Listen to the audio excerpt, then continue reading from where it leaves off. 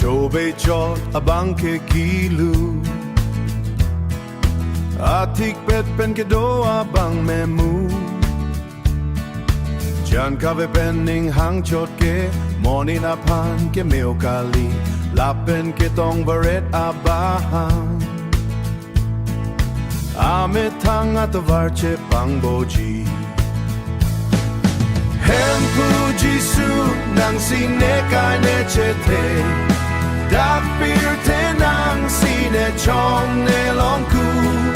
Nang si to ver nang si archok ne long ku Nang si to ver nang si archok amelor Ke matatek abang ke bang paning patite ha Ke selet abangan ing chirji Hukum ke kroy abang achete chepang jo lam kar juye abang tiji kedugapan kang jinso abang hempulapan b2g hempuji su nang sine kai ne chete dak pir te nang sine chong ne long ku nang si to ver nang si archok ne long ku Nang si to ver nang si archok amelor Aning kes dengkat abang aday tu nang po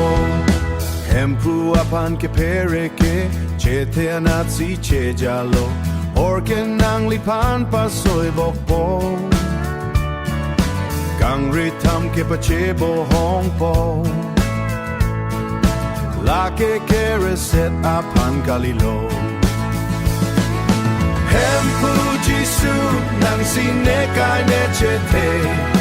Dak pir te nang sine chong ne long ku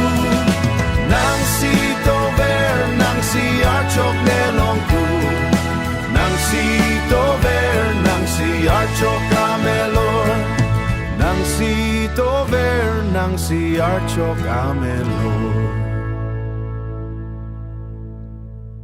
Nang si to ver